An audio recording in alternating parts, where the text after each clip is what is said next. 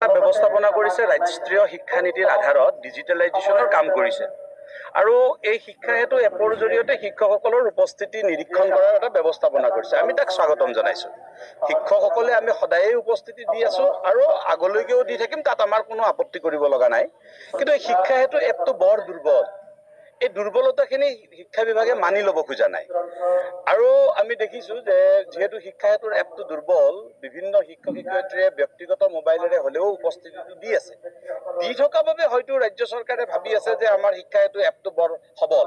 কিন্তু আমি এনেকুৱা নজিৰো আমি বিভাগক দিছো, তথ্যসহ বিভাগৰ উচ্চ পৰ্যায়ৰ সঞ্চালক আৰু আমাৰ এলিমেণ্টাৰী ডাইৰেক্টৰক আমি এনেকুৱা তথ্য আমি দেখুৱাইছো য'ত এগৰাকী ছাত্ৰৰ অনুপস্থিতিৰ কাৰণ মেটাৰনিটি লিভ হিচাপে আমি দেখিছো, বা আজি আমি 8টা বজাত উপস্থিতি দিয়াৰ পিছত সেইদিনাখনৰ উপস্থিতিটোৰ অনুপস্থিতিটো দেখুৱাই থকা হৈছে।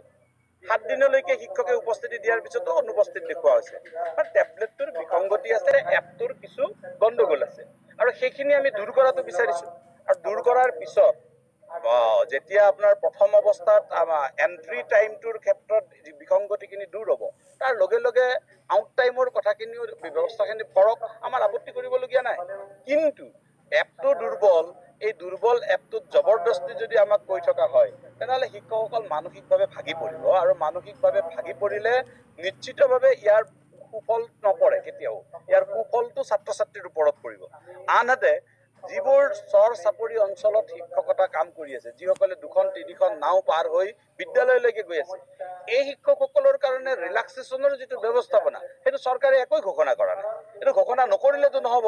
3খন নাও পাৰ হৈ শিক্ষকজন গৈ পোৱা অৱস্থালৈকে তেওঁ 15 মিনিটত গৈ কিবা কাৰণত দেৰি হলে, 2 দিন দেৰি হলে তেওঁ চিএল কাটিব, অথচ নিজৰ জীৱনৰ নিৰাপত্তা নোহোৱাকৈ তেওঁলোকে সেৱা আগবঢ়াব। এই কথাটোতো নহ'ব।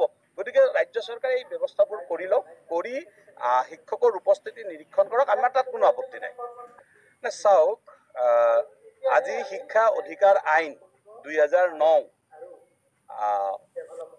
হবৰ 15 বছৰ হ'ল আৰু ইয়াৰ যিটো ৰাষ্ট্ৰীয় তথ্য, এই তথ্য অনুসৰি আমি গম পাওঁ যে অসমত মাত্ৰ 11.5%হে ইমপ্লিমেণ্ট হৈছে। ৰাষ্ট্ৰীয় যিটো RTE এক্টে কৈ থৈ দিছে যে RTE এক্ট মতে প্ৰতিখন বিদ্যালয়ৰ আন্তঃগাঁথনি সুন্দৰ হ'ব লাগিব, প্ৰতিখন বিদ্যালয়ত আপোনাৰ শিক্ষক পৰ্যাপ্ত পৰিমাণে শিক্ষক থাকিব লাগিব, ইত্যাদি ইত্যাদি কথাবোৰত RTE এক্টৰ যিটো ইমপ্লিমেণ্টেশ্যনৰ হাৰ, সেইটো অসমত হ'ল 11.5।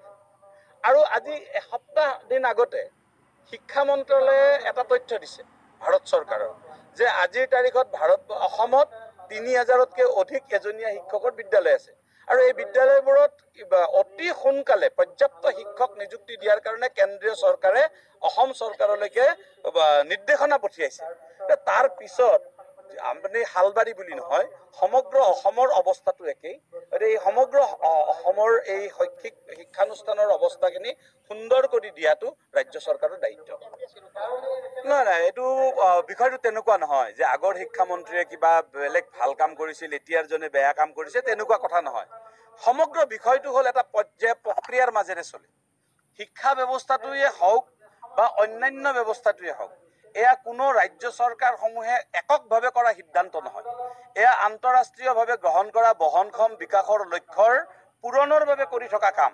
গতিকে এই SDGবোৰ পূৰণ কৰিবলৈ যিবোৰ কাম কৰি আছে, এই কামবোৰ কৰিবলৈ যাওঁতে কোনোবাজন শিক্ষামন্ত্ৰীৰ সময়ত হয়তো কোনোবা এটা বিশেষ কাম হৈছে কাৰণে আমি ভাল কৈছো, সেইটোৱে আমি সৰ্বোচ্চ কথা বুলি আমি নাভাবো। শিক্ষামন্ত্ৰীজন অসফল নহয়, অসফল হ'ল শিক্ষা ব্যৱস্থাটোৰ কাৰণে কৰা পদ্ধতিবোৰ, শিক্ষা ব্যৱস্থাৰ বাবে গ্ৰহণ কৰা নীতিবোৰ। এই নীতিবোৰত থকা দুৰ্বলতাৰ বাবে বিভাগীয় মন্ত্ৰীসকল কেতিয়াবা বিফল হয় বা সফল হয়। গতিকে নীতিসমূহ সঠিক কৰাটো আমাৰ আহ্বান। শিক্ষাক্ষেত্ৰ এপৰ বিসংগতি উদঙাই এনেদৰে শিক্ষা বিভাগলৈ পৰামৰ্শ আগবঢ়ায় শিক্ষক সমাজে। নিউজ ডেস্ক ৰিপৰ্ট, সত্যৰ দৰ্শিত অসম।